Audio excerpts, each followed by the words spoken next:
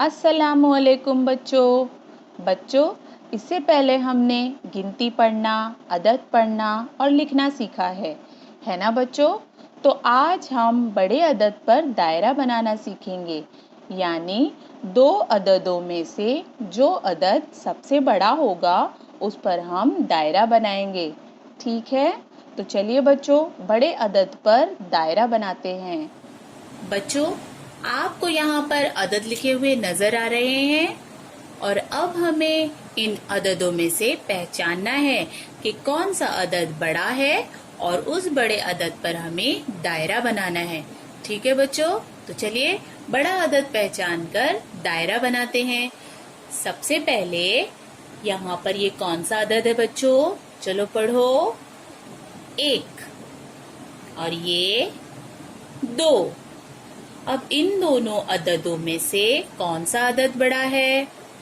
बोलो बच्चों। पहले कौन सा अदद आता है? 1 और बाद में कौन सा अदद आता है? 2। तो जो अदद बाद में आता है वो क्या होता है? बड़ा होता है। जो अदद आगे आता है वो अदद क्या होता है? बड़ा होता है। तो आगे आने वाला अदद बड़ा होता है, तो हम उस अदद पर क्या करते हैं? दायरा बनाएंगे। तो 1 के आगे कौन सा अदद आता है? यानी 1 के बाद 2 आता है ना?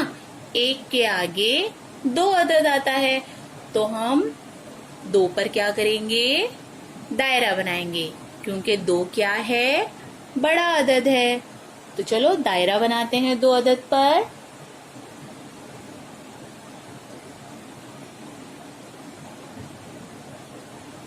ऐसे, ठीक है। इसके बाद अदद 4, अदद 3। अब इन दोनों में से कौन सा अदद बड़ा है बच्चों?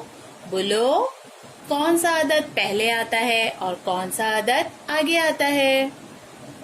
हाँ, 3 अदद पहले आता है और 4 अदद 3 के बाद आता है, 3 के आगे आता है।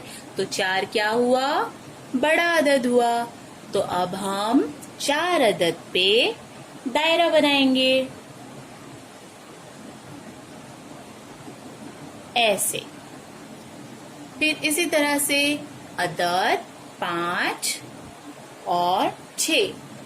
तो इन दोनों में से अब कौन सा अदद बड़ा है? बोलो बच्चों, 5 या 6?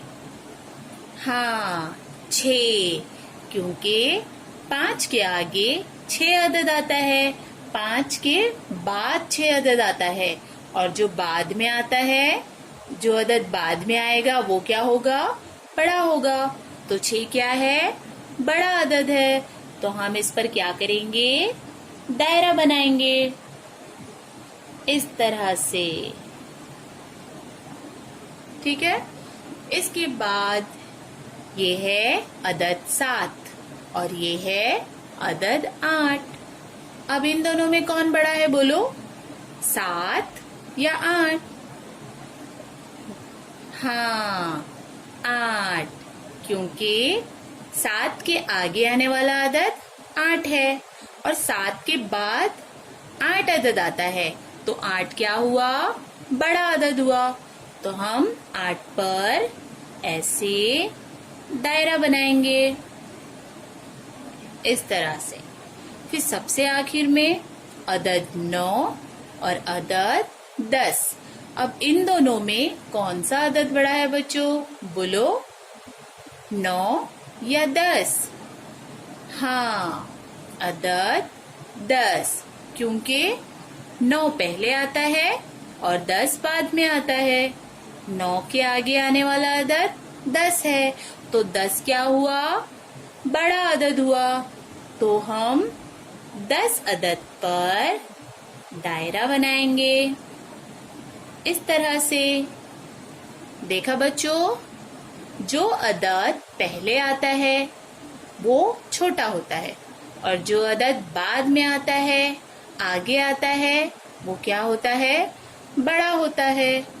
तो इस तरह से हमने बड़े अदद पहचान कर दायरा बनाना सीखा। ٹھیک ہے؟ تو بچوں آپ سب بچوں کے سمجھ میں آ گیا ہوگا کہ بڑے عدد پر دائرہ اس طرح سے بناتے ہیں اور اب آپ سب کو بھی اسی طرح سے بڑے عدد پر دائرہ بنانا ہے۔ تو بچوں آج ہم نے بڑے عدد پر دائرہ بنانا سیکھا۔ اوکے، اللہ حافظ۔